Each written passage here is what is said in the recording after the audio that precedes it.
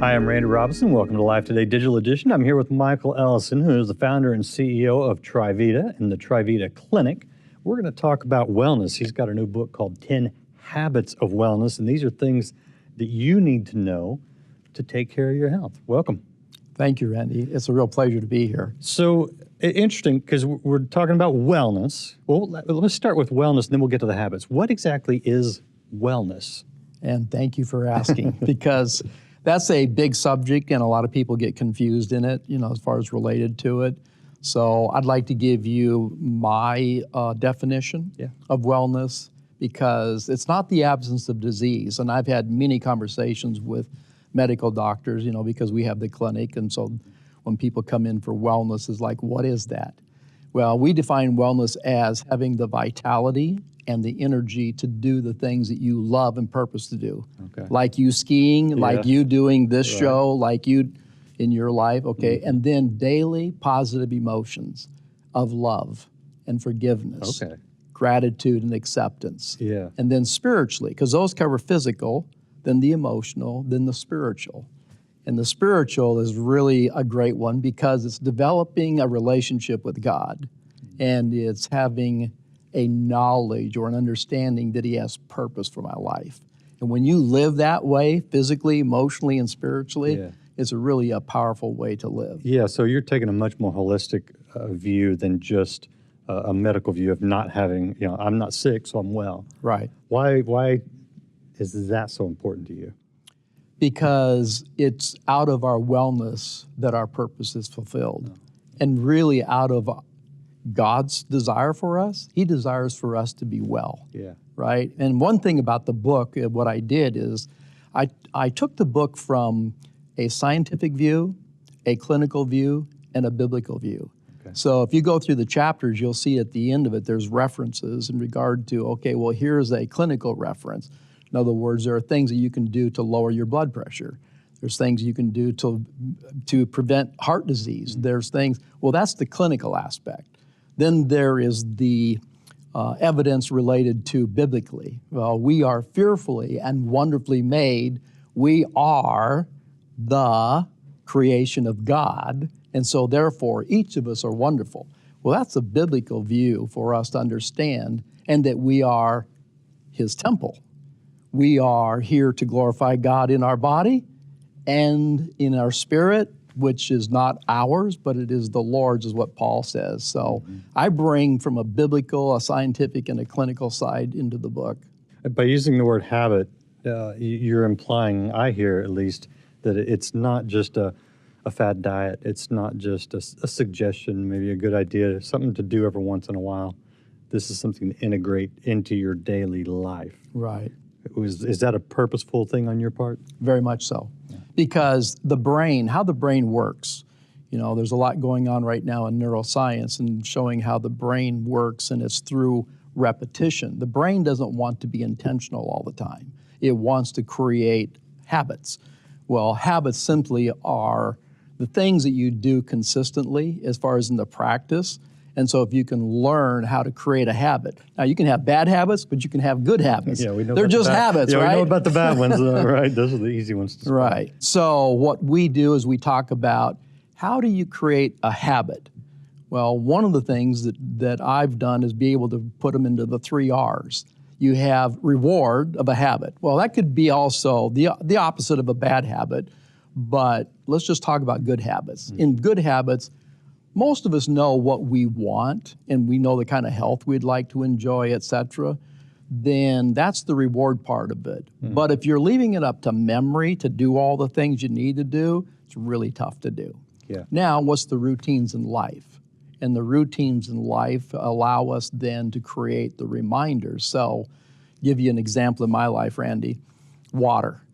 If I wait until I am thirsty, I'm way dehydrated. So what I've done is said, that's one of the essentials is water. So therefore, in my car, there's a water bottle. In my office, there's a water bottle, right? In the conference room, there's a water bottle. Bedside, there's a water bottle. Those are my reminders to me how important that water is, and it is a habit that I have developed, as far as in hydration. years ago, I heard a doctor at a company that I worked at who was trying to help employees of this large company quit smoking. And he talked about how smoking, once the person gets into it, the brain starts to rewire. And there was a chemical aspect to it as well, but a lot of it was just the habitual. Do you see that we, by doing the things like with the water bottles, but by putting those around, that you rewire your brain? Yes, because the brain actually will develop, Randy, this is neuroscience today, it will develop and actually grow in order to be able to absorb the information that you give it repetitively. So the brain is looking for, okay, create a belief for me, right? Out of a belief comes an attitude, and out of an attitude comes a feeling, out of a feeling comes a behavior, and out of a behavior comes the reward. Okay. And so what you're doing, right, so you identify your reward. Okay, well, I want to create a habit of water. Because I know how important the water is. Well, that's the reward part of it. Now, how do I back into that until I have my belief? Now, how I create then the reminders in my routines of my day. It's the in-between sometimes. I'll have a belief and I'll have the reward I want, but I don't have the discipline in between. I don't have the habit. You and every one of us. Right. If we have to do it intentionally, in other words, I have to remember to drink water, I'm failing, right? I'm not drinking the water that I need. Well, we can go all the way through the different things as far as in regard to the essentials, that if you're trying to remember, like at Trivita, we have thousands of customers who buy nutritional products from us. One of the big, I would say, question marks that people have is, how do I remember to take it? Yeah. Right? Yeah. Right. They know the reward of it, but they don't understand the aspect of creating the habit. So we teach in regard to how to create the reminder then in your routine of your day because you want the reward. Right. Okay, so we got water. Drink water is one. That's pretty simple, pretty basic. Right. What's another habit? So what I've done in the book is I've divided it into 5 of the physical. And in the physical, obviously, let's take the pendulum and say, you swing it all the way out. If you don't drink water after enough days, you die. Right? Okay, well, breathing is another one. You could say, well, if you don't breathe, okay, it doesn't take too long before you die. Right. Okay, well, we all do it, but they're simple, but they're profound. And this is not about can you exist or live. The book is written so to help you thrive, to help you fulfill your purpose in life, to live at the optimal level.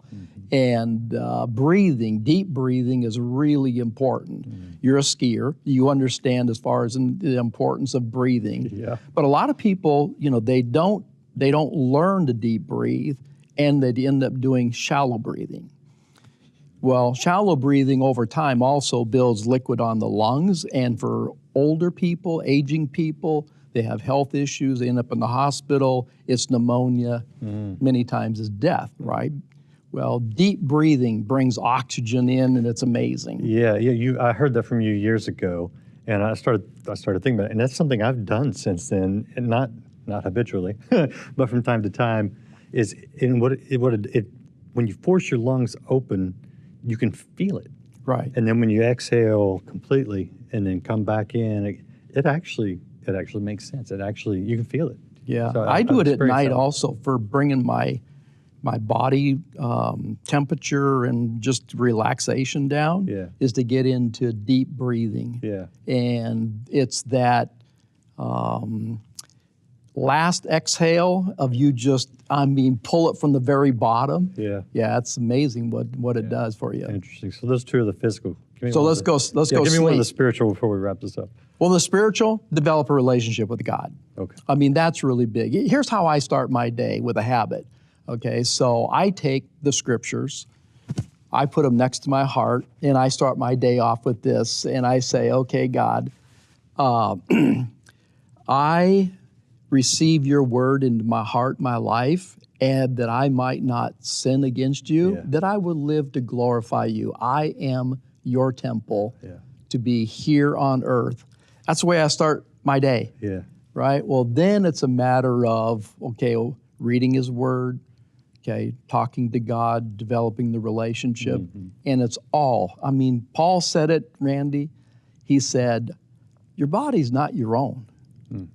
Recognize that you are His temple and you're here to glorify God. Well, if we are, then the best thing to do is create the habit of communion. And the communion that we have with God, okay, it's amazing where it leads us in our life, as you know, for your life. Good. Those all sound like very appealing. I like the rewards at the end of those 3 habits.